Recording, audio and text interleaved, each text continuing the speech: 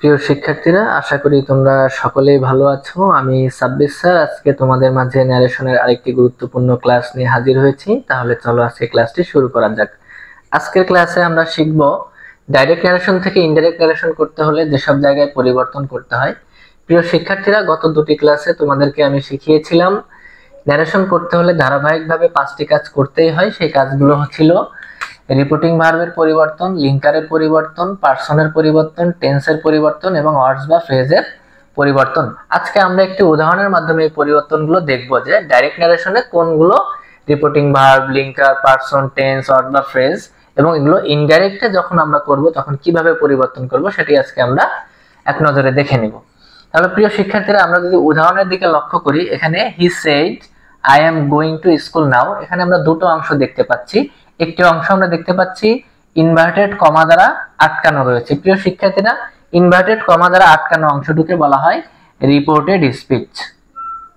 Reported speech এবং inverted কমার বাইরের যে অংশটুকু রয়েছে সেই অংশটুকুকে বলা হয় রিপোর্টিং স্পিচ। Reporting speech. এখন দেখো শিক্ষার্থীরা, এখানে রিপোর্টিং স্পিচের যে সাবজেক্টটি রয়েছে সেটি হচ্ছে হি। তাহলে হি কি? একটা পার্সনের কাজ করে। এটি সাবজেক্ট হিসেবে বসেছে থার্ড পার্সন। এরপরে আমরা দেখতে পাচ্ছি সেড। তাহলে সেডটা কি? সেডটা হচ্ছে রিপোর্টিং ভার্ব। Reporting verb. এরপরে আমরা যে কমা এবং ইনভার্টেড কমা দেখতে পাচ্ছি এই দুটোকে বলা হচ্ছে লিঙ্কার, অর্থাৎ ইনডাইরেক্ট ন্যারেশন করার সময় আমরা এই দুটোর পরিবর্তে একটি লিঙ্কার বসাবো। এরপরে আমরা দেখতে পাচ্ছি রিপোর্টেড স্পেসে আই রয়েছে, এটি সাবজেক্টের স্থানে রয়েছে এবং এটি একটি পার্সন, এটি ফার্স্ট পার্সন। এরপরে আমরা অ্যাম গোয়িং দেখতে পাচ্ছি। অ্যাম গোয়িংটা এখানে ভার্ব বা টেন্স হিসেবে কাজ করবে, আমরা দেখব। এরপরে টু স্কুল নাও, এখানে নাওটি ওয়ার্ডস বা ফ্রেজ হিসেবে কাজ করেছে। ওয়ার্ডস বা ফ্রেজ। প্রিয় শিক্ষার্থীরা, তাহলে দেখো আমরা যে পরিবর্তনগুলোর কথা বলেছিলাম যে এগুলোর পরিবর্তন করতে হবে, আমরা সবগুলো পরিবর্তন কিন্তু পেয়ে গিয়েছি। দেখো, আমরা রিপোর্টিং ভার্ব পেয়েছি, আমরা লিঙ্কার পেয়েছি, আমরা পার্সন পেয়েছি, আমরা টেন্স পেয়েছি এবং আমরা ওয়ার্ডস বা ফ্রেজ পেয়েছি। তাহলে চলো প্রিয় শিক্ষার্থীরা, আমরা এটাকে ইনডাইরেক্ট করে ফেলি। তাহলে ইনডাইরেক্ট করার সময় প্রথমে আমরা লিখে নেই ইনডাইরেক্ট। প্রিয় শিক্ষার্থীরা, তোমরা বলো তো এটি কোন সেন্টেন্স?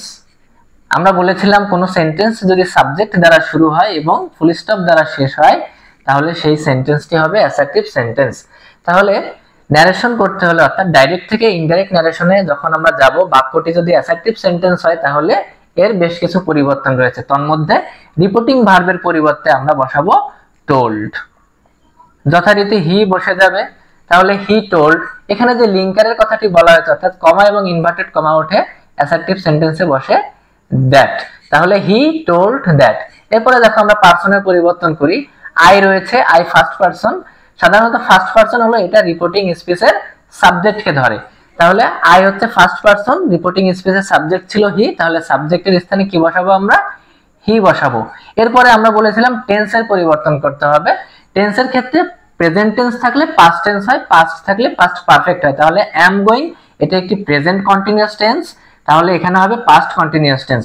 তাহলে দ্যাট হি, অ্যাম এর জায়গায় হবে ওয়াজ, এরপরে গোয়িং। তাহলে হি ওয়াজ গোয়িং টু স্কুল। এখন দেখো প্রিয় শিক্ষার্থীরা, ওয়ার্ডস বা ফ্রেজের পরিবর্তন করব আমরা। যদি কোনো ন্যারেশন করার সময় ডাইরেক্ট ন্যারেশনে নাও থাকে তাহলে ইনডাইরেক্ট ন্যারেশন করার সময় সেই নাওয়ের পরিবর্তে বসবে দেন। প্রিয় শিক্ষার্থীরা, দেখো আমরা রিপোর্টিং ভার্বের পরিবর্তন করেছি। রিপোর্টিং ভার্বের পরিবর্তে টোল্ড বসিয়েছি। লিঙ্কারের পরিবর্তন করেছি, তার পরিবর্তে দ্যাট বসিয়েছি। পার্সনের পরিবর্তন করেছি, আই ছিল সেটা হি হয়ে গিয়েছে। এরপরে আমরা টেন্সের পরিবর্তন করেছি, অ্যাম ছিল সেটা হয়ে গেছে ওয়াজ। এরপরে দেখো প্রিয় শিক্ষার্থীরা, এখানে ওয়ার্ডস বা ফ্রেজ হিসেবে নাও বসেছিল ডাইরেক্ট ন্যারেশনে, আমরা ইনডাইরেক্ট ন্যারেশনে দেন বসিয়েছি। আশা করি তোমরা ক্লাসটি বুঝতে পেরেছো। যদি কারো কোনো সমস্যা থাকে তাহলে অবশ্যই কমেন্ট করে জানাবে। শতভাগ সমস্যার সমাধান করার চেষ্টা করবো ইনশাআল্লাহ। ধন্যবাদ সবাইকে।